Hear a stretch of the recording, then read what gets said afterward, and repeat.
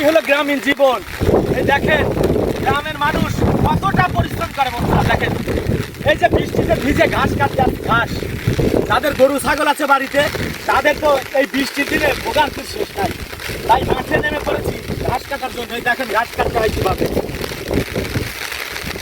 তো তুমি যাইবার বেলায় একবার ফিরা যাইও রে,